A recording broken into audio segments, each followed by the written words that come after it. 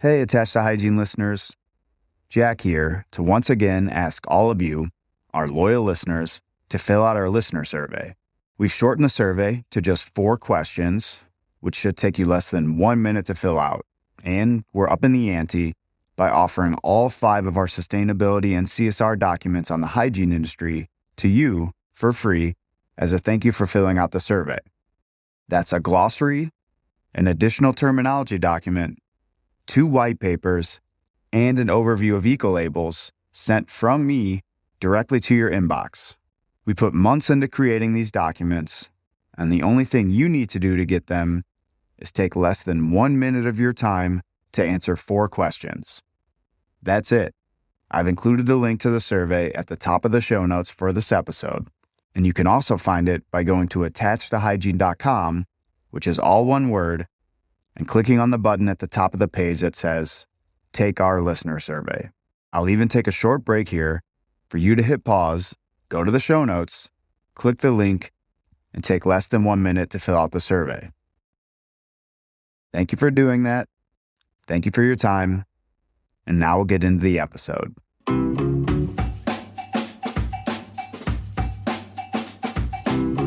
In the past year, we've launched episodes covering both the Europe, Middle East, and Africa region and the Asia-Pacific region.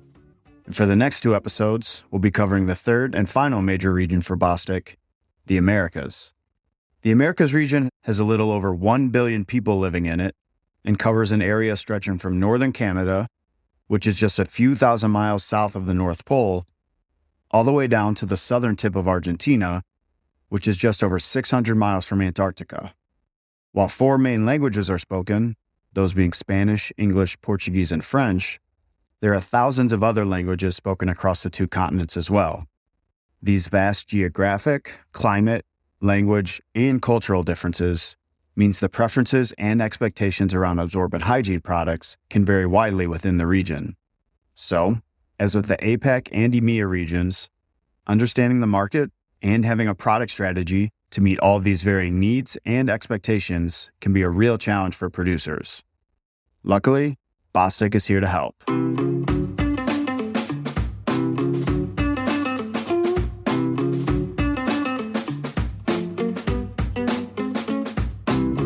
Welcome to Attached to Hygiene, the podcast that enables you to grow your knowledge and influence in the absorbent hygiene industry.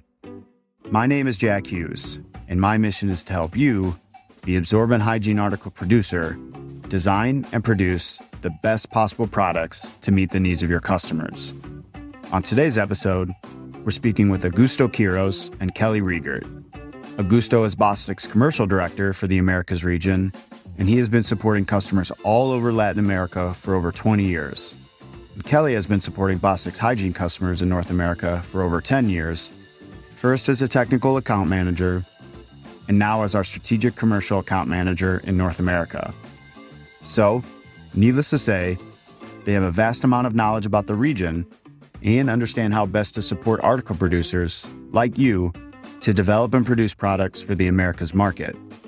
As we did with our other regional market episodes, we'll be breaking this interview into 2 episodes. In part 1, Augusto and Kelley will share insights on the size and growth potential of the Americas market, changes in demographics and user habits, and how the industry overall is responding to all of those changes.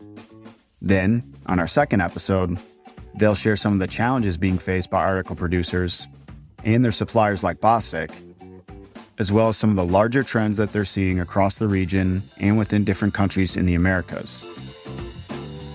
Joining me today to discuss the Americas market are Augusto Quiroz and Kelley Riegert. Augusto and Kelley, welcome to the podcast. Thanks, Jack. Happy to be here. Thank you, Jack. It's a pleasure to be with you today. And we're happy to have you both. So, as all of our listeners know, I always like to start by having our guests introduce themselves. So, Kelley, I think we'll start with you. Can you please tell us about your background in the industry and your role at Bostik? And then I always like to ask, what do our guests find most interesting about working in the hygiene industry? So I'll ask you that as well. Okay, perfect. So yes, my name is Kelley Riegert. I have been at Bostik and working in the hygiene industry for a little over 12 years now.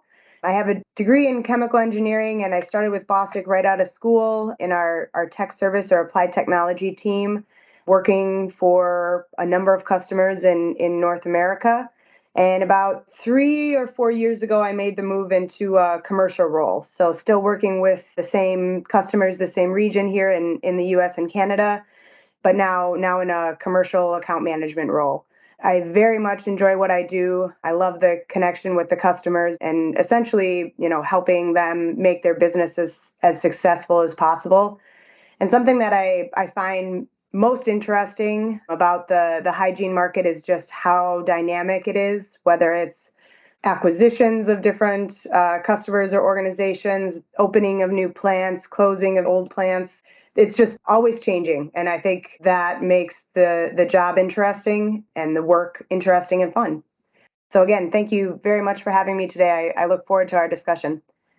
Yeah, and I would completely agree with that point. And I think, and then some of our other guests have mentioned that the industry is, it changes pretty quickly in some ways, and then in other ways it stays the same. But there's always something going on, whether it, like you said, it's acquisitions or new products or innovations or new plants opening or some plants closing. Yeah, it's certainly never boring, and, and that makes it very fun to work in. Exactly. And Augusto, I'll ask you the same question. Can you tell us a little bit about your background at Bostic and in the industry, and then what you enjoy most about working in the industry? Sure, Jack. My name is Augusto Quiroz. I am the commercial director for the Americas. I am a chemical engineer as well. I have been with Bostic over 23 years. I have been working in the industry for almost 25 years.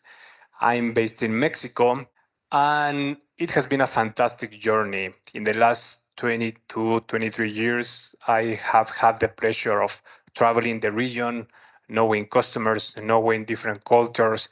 And in this special segment of the hygiene products, I can echo what Kelley just said. It is a fantastic, dynamic industry. And I started as a young engineer with Bostic. Then after some years, I got married. I have kids. I have 3 kids, by the way. I started to change diapers. So it has been very interesting to see how the industry continues evolving day by day. And here we are, with a very dynamic industry, completely interested in what is the future with the new trends. So it's super interesting industry. I'm really happy to continue working with the hygiene segment. Yeah, and you also made a comment there that many of our other guests on the show have mentioned, is the fact that the products that we make are very relatable. I think pretty much everyone in the world will use or have contact with a hygiene product at some point in their lives, whether it's as a baby or if you're someone who menstruates and using a period products, or if you have to use or purchase incontinence products as you get older. It's something that pretty much everyone can relate to and understand. And yeah, the evolution of those products and how the technologies have evolved and gotten better, and now we're moving into this trend of sustainability and all the changes that are happening there. It's very interesting, but also very relatable because it's something that people can understand. So yeah, I definitely agree with that. Right. And I will see that the future will continue shaping this industry, but it's again a very dynamic and very fun to work with this industry in many countries with different cultures. I know we'll talk later about the differences in the region, but it's also an interesting point to see, when we compare in this type of podcast what happened in other regions, we continue learning from each other. Yeah, absolutely.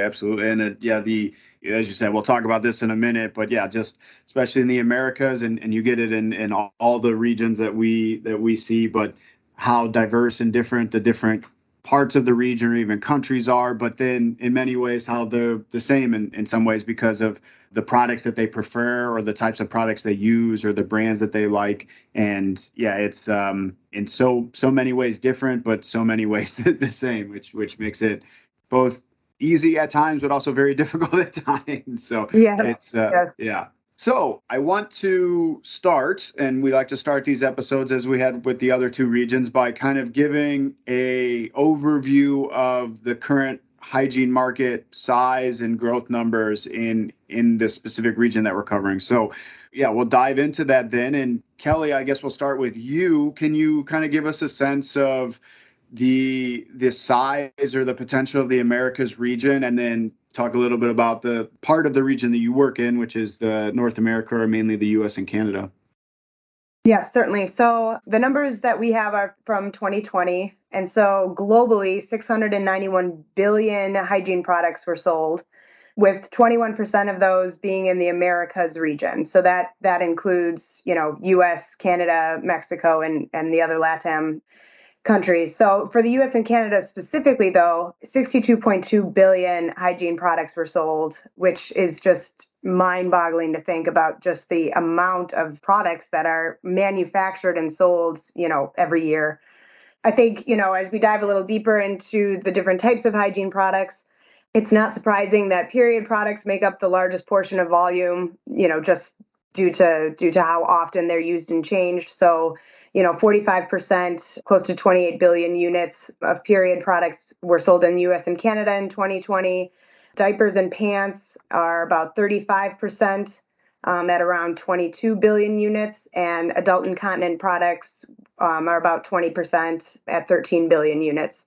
And basically, the projection for the US and Canada is that by 2025, baby care is, expected to drop, but adult incontinence and period products are expected to continue to rise a bit. So I think none of that should be surprising, to our listeners. I think we can all understand, especially those of us who reside in the US and Canada, where those numbers come from and those overall trends. But I think it's good, like you said, Jack, for us to ground ourselves in the numbers and just the percentages of what type of hygiene products are used. Yeah, definitely nothing new there. I think we've seen that trend all over the place, and we'll dive a little into the specifics. But yeah, as you said, it's good to kind of level set all of our listeners on what's happening and what we're talking about, and what's driving some of the changes that we'll talk about in a minute. And Augusto, same question for the Mexico, Central, and South American markets. What are we seeing there as far as size of the market and growth potential? Well, Jack, for Mexico, out of the 700 billions, we see in Mexico 22, 23 billion units being sold. And coincidentally, we put together Central and South America in 2020. It gave us 62, 63 billion units, very similar to what Kelley just mentioned for US and Canada.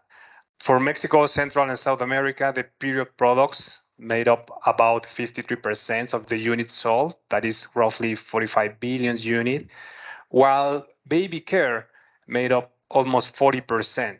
That is almost 33 billion units sold. It is not a surprise to see the adult income segment is growing, but out of these figures, we have less than 8% of the total volume for the incontinence segment, which is almost 6.5 billion units. And what about growth potential? Where will we see growth in the Mexico, Central, and South American markets? Well, for growth, we are expecting by 2025, the period products are expected to grow in the entire region. That is not a surprise. We continue seeing that the penetration for the feminine care segment will rise, especially in Central and South America. And also for the adult income products, that is a category that continues growing. The baby care segment for Mexico, Central America will be almost stable for the projection of 2025. So then, based on where things stand and where we see things going a little bit in the region, obviously that's being driven by what's happening to the population and GDP, and as both of you alluded to, the effect on birth rates, and then the aging population, all that is playing a big role in what those numbers say now and what they'll say in, well, I guess 3 years, and then in beyond that. So, and obviously we know that, as with the other two regions that we've talked about, this region has been hit hard by the COVID pandemic, and that's impacting a lot of things like population growth and birth rates and GDP, especially for many of the countries and people here. So what trends are we seeing in those areas of population growth and GDP and birth rates and the age of the population that obviously is going to have significant impact on the market into the years to come? And Augusto, we'll start with you on that one. Sure, Jack. Well, you just brought us a really good example. After being in this industry for more than 20 years, we normally saw that Latin America was growing and growing and growing in this segment. Then the pandemic hit us, and the GDPs for many countries in the period of 2019, 2020, 21 were severely affected. Just to give you some ideas, the GDP in 2020 in the key countries such as Mexico, Brazil, Colombia, or Argentina were down almost 8 to 10%. To give you an example, Mexico went down 8.2%, or Argentina almost 10% in the GDPs in 2020. After that, there has been some recovery in 2021. Colombia grew almost 10%, similar Argentina, and the big two countries, Mexico and Brazil, were also growing in 2021 as a result of coming out of the pandemic. But that impacted, every single family in the region. That is not a surprise, and that also affected some decision about the usage of hygiene products. So certainly, yes, for US and Canada, the projected growth rate for the US, or I should say the past growth rate, has been less than 1%, about 0.6% since 2018.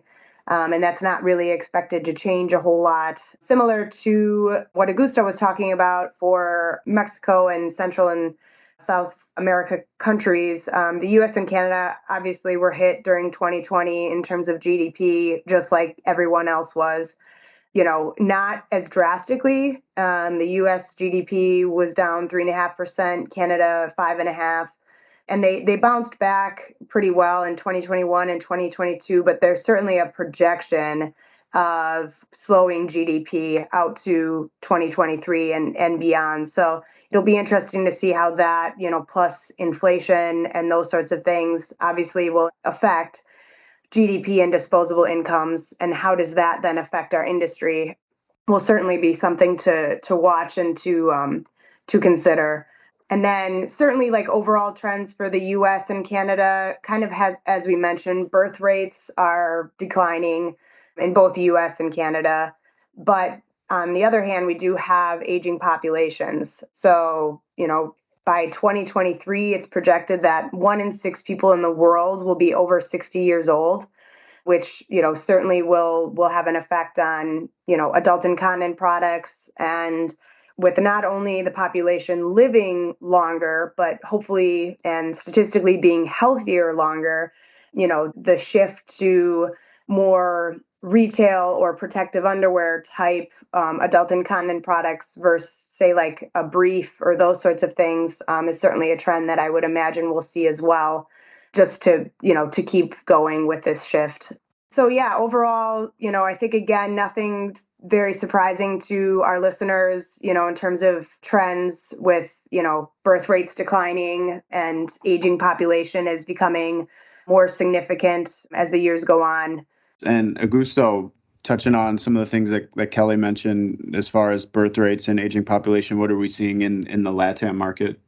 Well, Latin America, for our listeners in the region, some generations ago was normal to see larger families. Actually, I am part of one of these big families. For Latin America, in 2019, 2020, there was a statistic for us available giving us 16.5 births per 1,000 people. But the projection is that these will be around 15.7 births per 1,000 by 2025. That is not a surprise. We all saw that during pandemic in countries like Brazil, Mexico, and others, a couple decided to postpone to have babies. There was declining in the birth rates during the 2019, 2020, 21. It doesn't seem that will change. So there's a confirmation, as Kelley just said, that some countries will continue seeing this declining in birth rates.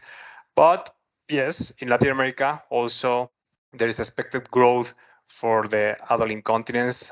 People are living longer, so the aging populations is a fact. So we'll continue driving growth in the region. Yeah, so definitely similar to the other regions that we talked about.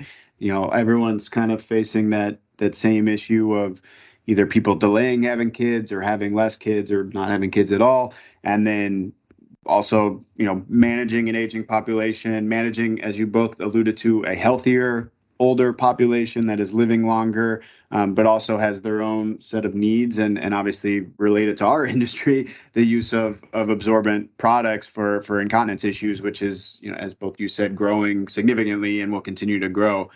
So that kind of covers the population itself and some of the trends there. What about user habits? What are we seeing as far as changing expectations in both the North American market and then the Central and Southern American markets? That obviously, whether it be online shopping or internet access or product preferences, is going to have a huge impact on our market and how it evolves throughout the entire region. So what are we seeing there? And I'll start with you there, Augusto. Well, Jack, this is a very interesting topic. And for our listeners outside of Latin America, that probably will be new for you because the usage of internet or online shopping had a very positive impact in the last 2 years. Today, in almost every country in Latin America, people is going online, do shopping, and for the hygiene products is not the exception. It was a dramatic positive change. Buying online, order your incontinence product through supermarkets, portals, etc., and you get those products next day or the same day at the door of your house. That is not new for North America. So, Kelley, maybe that was a standard in North America, just people getting articles online many years ago. But the online retail was a dramatic change in the last 36 months or 24 months in Latin America. Today, people are ordering, again, through multiple channels, and that was an important change in our regions. Yeah, and just to piggyback off of what Augusto was saying for North America and U.S. and Canada, certainly online shopping was not new, once COVID hit. It had been present for a long time. I would say, though, and this is just going off of, I don't have any data or anything that I'm going off of, but just knowing, friends, family, the industry, et cetera, in North America, I would say that the purchase of groceries, which I would throw, hygiene articles into that, I think, well, for sure, groceries expanded significantly with COVID because you couldn't go into a grocery store for many months. And not only online shopping then, but the use of, sitting at your computer at home, buying your groceries, which would include, hygiene articles, and then just driving to the store on your way home from work to have somebody put them in the trunk of your car so you could continue driving home and not spend any time in the store. That expanded significantly as well due to COVID. So the infrastructure for the most part was in place, I think, in North America prior to COVID, but certainly was utilized tenfold, with the closure of stores and people trying to avoid contact with others and such. And when thinking specifically about our industry, if you're purchasing products either online or you're filling your carts and just picking it up without actually going into a store, that changes the dynamics of what our customers are doing significantly. From, folks are going off of maybe reviews on a website, or perhaps they don't want to try new things as much because it's just easier to reorder what you've already ordered.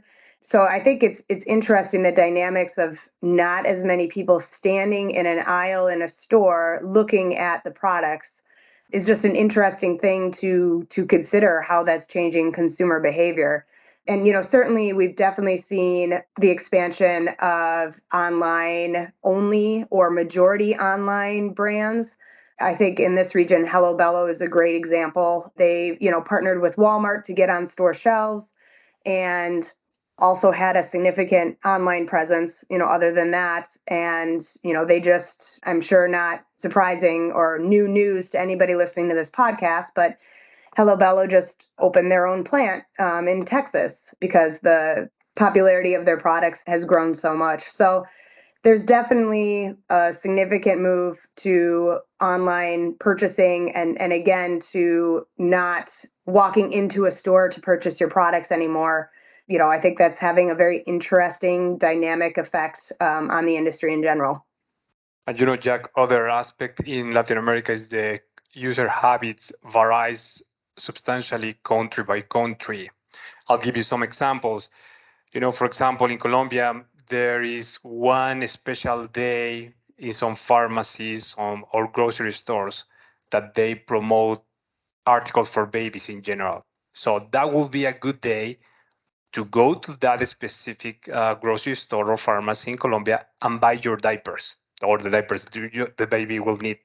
So people is really seeking this type of promotions, or there is a bundle effect in the articles you buy in a grocery in Argentina. So this supermarket chain attracts consumers to visit their site one particular day, and they can buy hygiene articles plus others. The other aspect is also the pharmacies are becoming not the old standard pharmacy that we knew in Latin America. No, today are more pharmacies like a mini market.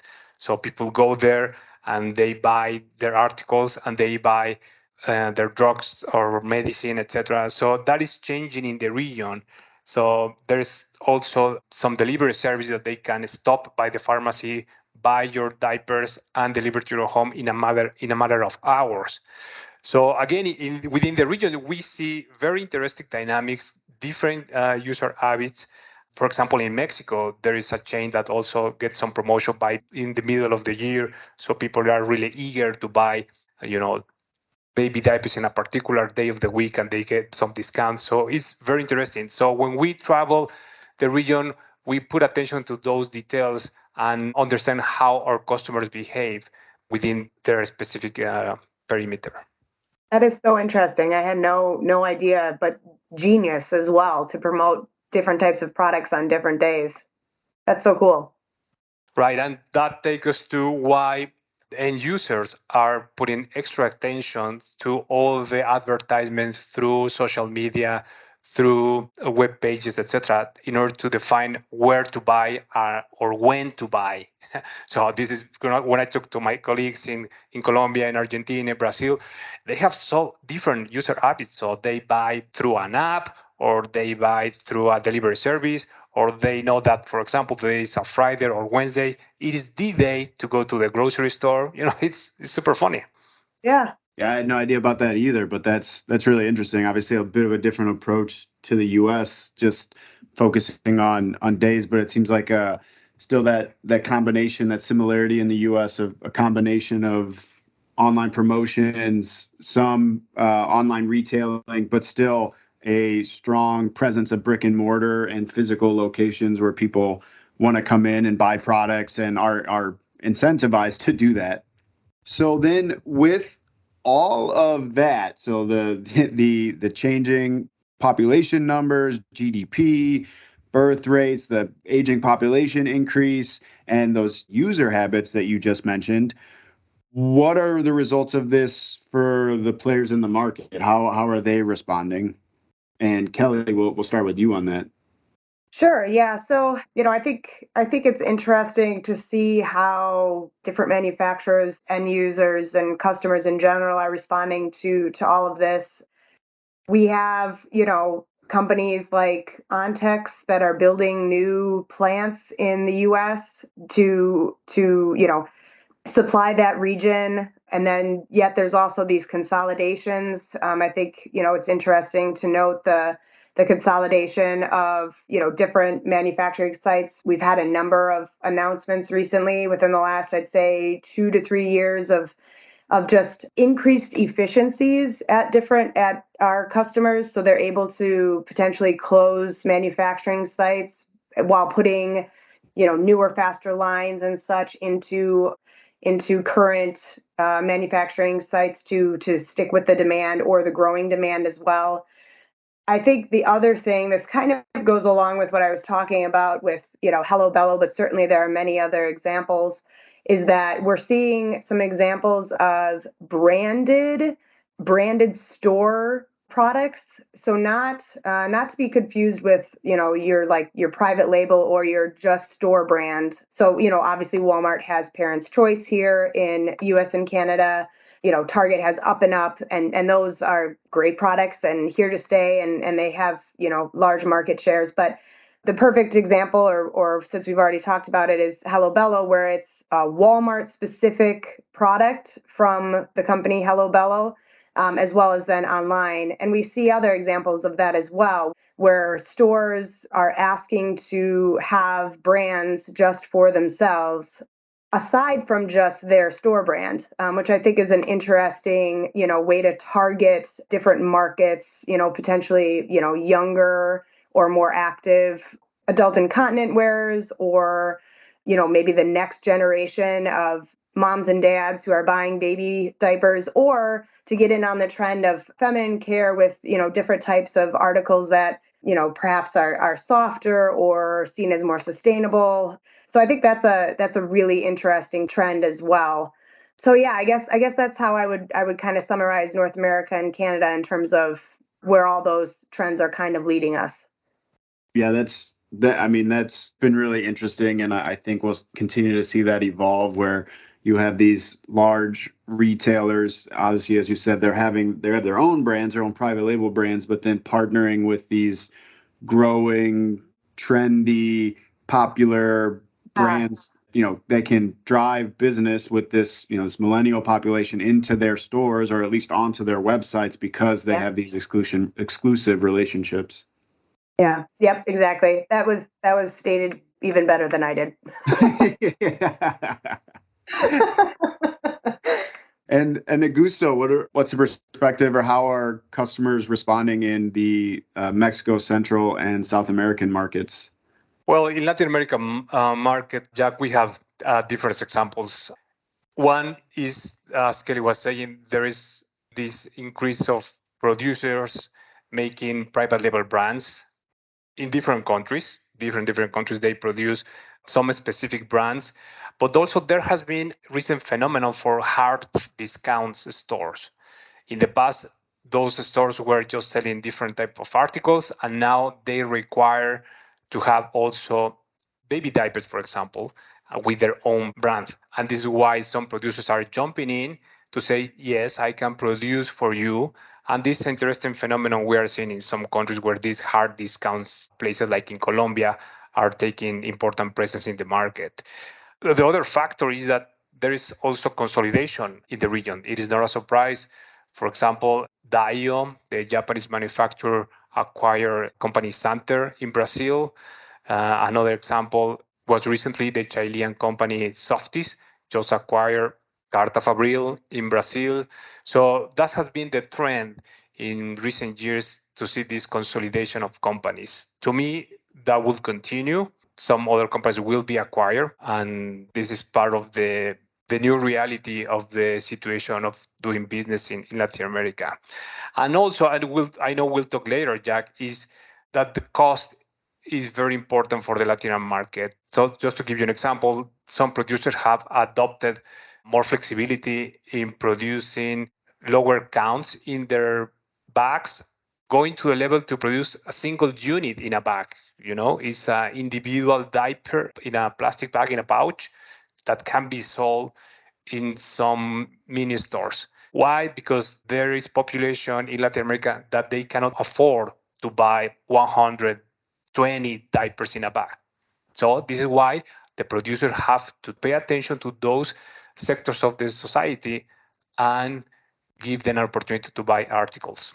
Yeah, that's really interesting, Augusto. And that's something we actually heard our colleague Saif Sharawi mention about some places in Africa too, that some stores will buy these bags, these large quantities of diapers, but then sell them individually. And obviously, it's a little bit of a different approach in LATAM if they're prepackaged, but just the need to serve that portion of the population that can't buy in bulk or can't even, afford to buy a box of diapers and needs to buy them on an individual basis to, fit their own budget. I think that's really interesting. And for me, something that is overlooked in the North American market in my own experience, just because I don't know if it's as common. Right, right. And, another, particular example is, for example, in Argentina, there are places that call pañaleras, which is just a diaper store, but very small one type of a local shop in your neighborhood. So they just sell diapers. And there's people not going to the super big store, grocery stores. They go for a specific shop close to where they live, and they buy diapers. So this is a different phenomenon that also exists in Argentina, for example. And Augusto, are the products sold in those specific diaper stores the same as ones they could buy at, their local grocery store or drugstore or something? Are they different or? The same, Kelley. They're the same. So it's just the convenience to go to a very nearby shop. And in these cases, well, they can buy good prices. So there is different type of negotiation between the producer itself versus a retailer, and the producers versus this small distributor. But at the end, the consumer in Argentina finds this as an effective way to buy diapers, same type of diapers, a good competitive price in a local nearby shop. Oh, cool. That's super interesting. So one thing, before we dive a little deeper into some of the challenges for article producers and suppliers like Bostik, I wanted to touch on something you alluded to a little bit related to cost, Augusto, and that would be commoditization. And this was talked about quite a bit in our EMEA episode, and then Rocky Yeh and Tina Lee just talked about it in our APAC episode. And is commoditization of products or of brands something that we're seeing a lot of in either the North American market, Kelley, or the Latin American market, Augusto? And Kelley, we can start with you on that. I would say that in general, products that you can buy at the store, branded, store brand, etc., are all good products. Some, provide features that others can't and those sorts of things. So there's definitely differentiation and innovation to some point, and the sustainability factor is also kind of driving that differentiation a little bit. But certainly there's many options of lower priced products that are good. And so I think there is a little bit of commoditization going on in the US for those lower, more cost-effective products that don't necessarily have, maybe the super soft top sheets and those sorts of things. So certainly for those that produce in that region, there is a large focus on cost and efficiency improvements and those sorts of things. I think that is relevant and that is here, but there's also the constant push, as we talked about earlier in the podcast, of, differentiation and innovation. And that is also relevant as well. So I think it's a bit of both, in my opinion. Yeah, that makes sense. I mean, it's, I think that set of consumers, which is a large set, that's always going to demand cheaper products or more cost-effective products, but aren't necessarily willing to sacrifice on function and the functionality and performance of a product. But then, as we've talked about on other episodes, you still have that portion of the population that is looking for something kind of unique or special or different in, you name it, whatever that way is, whether it's a compostable diaper, whether it's a mostly cotton diaper, whether it's, the, super premium soft diaper. Yeah, it kind of lends itself to both things happening at the same time in the market.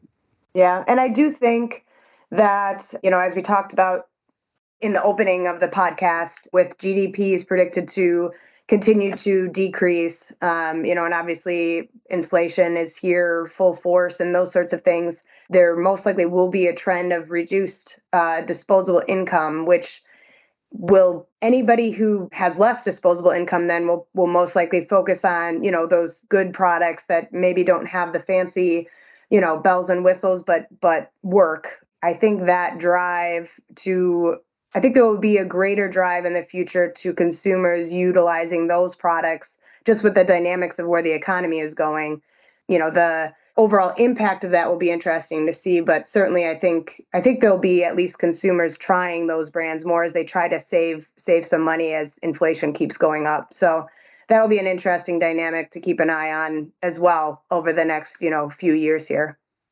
Yeah, I completely agree. I think that, where we sit right now towards the beginning of the summer, and even 6 months from now, I think we'll be having a very different conversation, let alone a year or two from now. Yeah, exactly.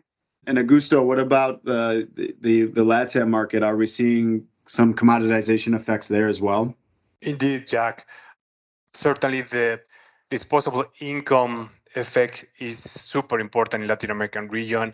And I think this commoditization goes in all countries, but this is why we see some kind of mixed loyalty, if you allow me that expression, Jack, is when we have seen the end user switching from one brand to another just based on cost. Once the end user identify a good enough diaper, for example, they say, okay, this type of product fits well with what my baby needs, it fits well with my budget, etc.